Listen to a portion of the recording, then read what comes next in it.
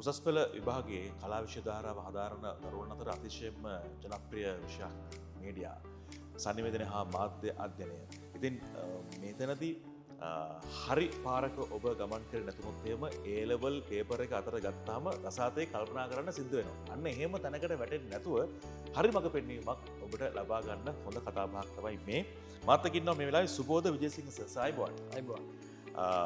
හොකන්තර සාධන ආයතනයේදී මට සර් මුණ ගැහෙන්නේ මේ සංනිවේදන හා මාධ්‍ය අධ්‍යයනයට දරුවන්ගේ තියෙන උනන්දුව කොහොමද කියන තැනින් අපි කතා බහ පටන් ගමු සර්. මේ වෙනකොට අපි ජීවත් වෙන්නේ මාධ්‍ය මූලික වෙච්ච සමාජයක. ඉතින් අද සමාජයේ සියලු කාර්යයන් මෙහෙවන්නේ මාධ්‍ය විසින්. ඉතින් එහෙම සමාජයක මාධ්‍ය විෂයක් විදිහට හදාරන එක දරුවන්ට ඉතාම වැදගත්. ඒ වැදගත්භාවය මේ වෙනකොට දරුවෝ තේරුම් ගනිමින් ඉන්නවා. ඒ නිසා මේ විෂයට තිබෙන ජනප්‍රියත්වය එන්න එන්න වැඩි වෙමින් පවතිනවා. දරුවෝ ක්ලාස් එකක් තෝරගනිද්දී ඉස්සර අපි යන කාලේ වඩා වෙනස් ගොඩක් හොයනවා ඒගොල්ලෝ. හරිදී බලනවා විමසනවා. එතකොට සුබෝධ විජේසිංහසේ ක්ලාස් එකට ඇයි අපි යන්න ඕනේ කියලා දරුවෙක් හිතුවොත් කොහොම කෙනෙක් ප්‍රශ්නයක් අහුවොත් සර් මොකද දෙන්නේ උත්තර? අපේ පන්තිය ගොඩක්ම ජනප්‍රියත්වයට පත් වෙලා තිබෙන්නේ මේක මේ විෂය පැහැදිලිවම ප්‍රායෝගික විෂයක්. ඒ කියන්නේ sannivedanaya සහ මාධ්‍ය අධ්‍යයනය කියන්නේ පැහැදිලි වශයෙන් ප්‍රායෝගික විෂයක්. ඒතර අපි ගොඩක් ජනප්‍රියත්වයට පත් වෙන්නේ අපේ පන්තිය ඇතුලේ විෂය ක්‍රියාකාරකම් වලට අමතරව, ඒ කියන්නේ විෂය අධ්‍යයන ක්‍රියාකාරකම් වලට අමතරව අපි කරන විෂය බාහිර ක්‍රියාකාරකම් නිසා. එතකොට විෂයට අදාළව ඒ මාධ්‍යන්ට අදාළව අපි කරන විෂය බාහිර ක්‍රියාකාරකම් කොහොමද අපේ ප්‍රායෝගික කොහොමද අපේ අධ්‍යයන කටයුතු වලට එකතු කරගන්න කියන එක වෙලා දරුවන්ට ප්‍රායෝගිකව කියලා දෙනවා. එතකොට ඒක ඒගොල්ලන්ට පේපර් එකට ඊටාම පහසුවෙන් ඇටච් කරගන්න පුළුවන්. කියන්නේ සර් අනුගමනය කරන විශේෂ ක්‍රමයක් තියෙන සිස්ටම් එකක් තියෙනවද මේ දරුවන්ට හරි විදියට මේ පාරේ? ඔව් අපි දැන් තියරි එකම උගන්වනවට වඩා තියරියත් එක්ක ප්‍රැක්ටිකල් මික්ස් කරලා තමයි අපි පන්ති ඇතුලේ වැඩ කටයුතු සිද්ධ වෙන්නේ. එතකොට ඒකේ වාසිය තමයි දරුවන්ට අර කටපාඩම් කරන්නේ නැතුව තමන්ගේ ස්වාධීන පිළිතුරක් ලිවීමේ හැකියාව උදා වෙනවා. ඒක තමයි මම හිතන්නේ A level වගේ විෂය A level වගේ විභාගයක වැදගත් වෙන්නේ දරුවන්ට හිතලා පිළිතුරු ලිවීමේ හැකියාව. ඒක අපි පන්ති කාමරය ඇතුලේ හදනවා.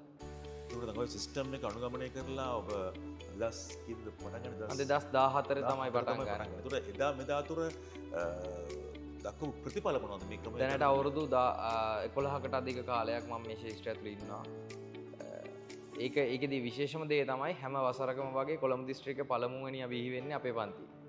ඒක තමයි අපේ පන්තියේ සුවිශේෂත්වය. කණ්ඩව අපි රැකගෙන තියෙන අවුරුදු 7ක් විතර එක දිගට අපිට පුළුවන් වෙලා තියෙනවා කොළඹ දිස්ත්‍රික්කයේ ප්‍රථමයා බිහි කරන්න. ඒක මම හිතනවා අපේ පන්තිය ලැබපු ලොකු ජයග්‍රහණයක් කියලා. ඔයගේ මේ විශේෂිත ගුරුවරයෙක් හොකන්තර සාධන ආයතනය තෝරගන්නේයි දරුවන්ට අධ්‍යාපනය හදාරන අවස්ථාව ලබා දෙන්නේ. මම සාධන ආයතනයට එන්නේ 2015. ඒතකොට මම අදට දැන් සාධන ආයතනයට ඇවිල්ලා අවුරුදු 10ක් විතර යනවා. ඉතින් මේ ආයතනය ඇතුළේ තිබෙන පරිපාලනය, දරුවන්ට තිබෙන පහසුව සහ ආරක්ෂාව ඉගැන්වීමට සහ ඉගෙන ගැනීමට උචිත පරිසරය තමයි මේ වෙනකම් සාධන ආයතනයේ රැඳිලා ඉන්න මට අවස්ථාව ලැබුණ එකම හේතු ටික.